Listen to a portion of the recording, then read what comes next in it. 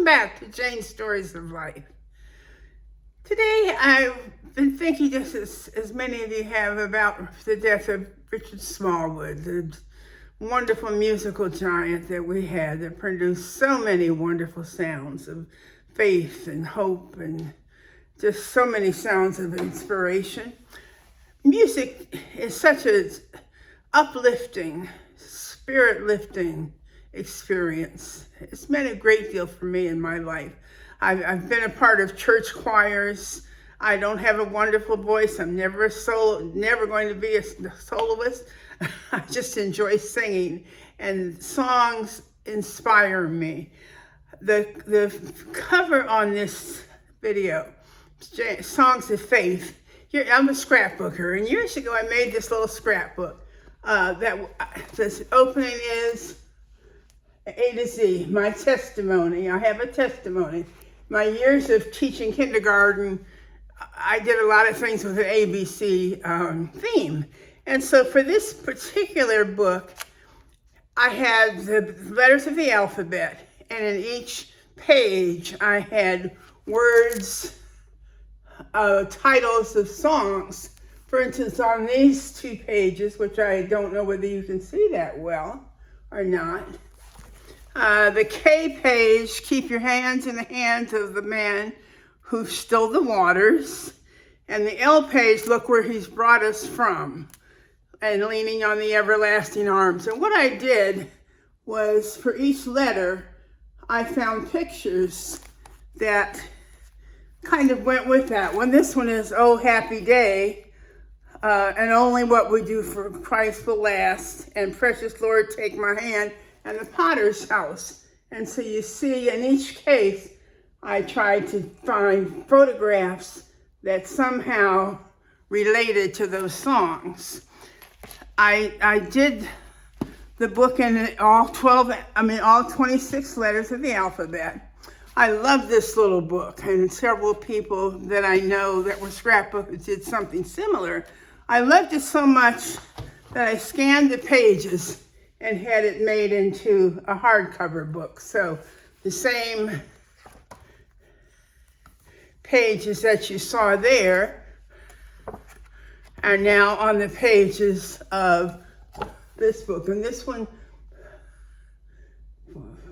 somebody prayed for me, had me on their mind, took the time to pray for me for the S, and the T was through it all. And these stories of parts of our life, those particular pages were some of the very toughest experiences that we went through.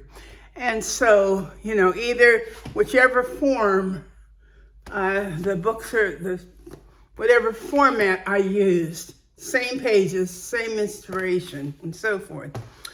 One year in May, every May I try to do something on Facebook, because as some of you know, May has a number of events in my life, ups and downs. And one month I did the song of the day. Each day I just put the title of a song. I love singing. I sing a lot in the car. I sing a lot around the house. With everything that comes up, I seem to have a gospel song or a song from church or something that lifts my soul. And so I just reference some of those. Morgan had a beautiful voice, and Morgan also loved to sing. He was in church choirs, several in both of our churches, several of our churches, particularly Friendship Baptist, and then also Mount Zion AME in Dover. So, music is a very important part of my life. I particularly love my Pastor Gray of my church here in Orlando, St. Mark AME Church.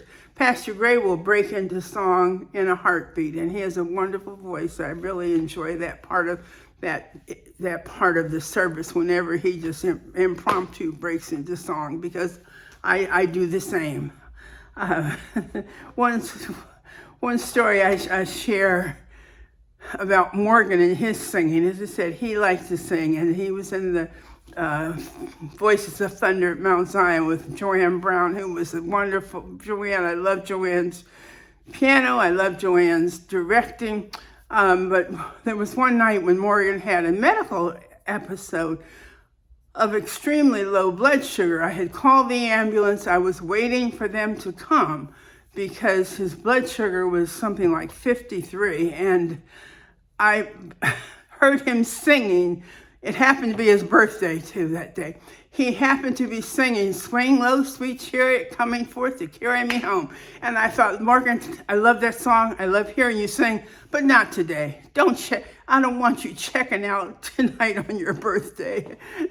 So, at the time, it was not at all amusing to hear that coming from his rich baritone voice. But music is just something that just lifts my soul.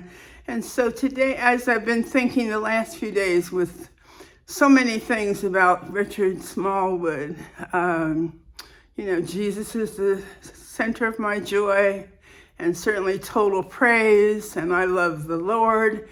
And some of those songs that were just so rich that he wrote, that he sang, that his choirs sang, I just have enjoyed hearing them on YouTube, and just the references to his life.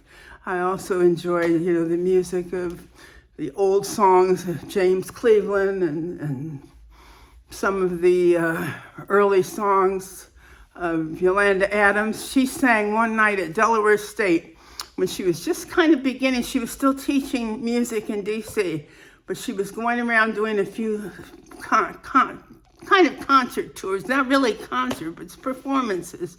And I remember spending that evening listening to her, and that was kind of the beginning of her more, commercial, if you want to call it that, her breakthrough in recording and so forth. So I just cherish the memories of all the music and what it's meant in my life. I don't play the piano. I wish I could. I'd love to be able to sit down and do that, but I just enjoy music. I enjoy singing. It just lifts my soul. So I'm likely to break into song. Sometimes when I'm talking to John, I say, "Oh, I know a song. I'll see you." There used to be something in Living Single. This comedian used to say, I can't remember who it was. "Oh, I have a song. You want me to sing it for you?" Well, that's kind of a running joke because John does not share the same love of music that I do. Another funny story, when he was in college, his freshman year, his roommate, mother was quite active in gospel music in North Carolina.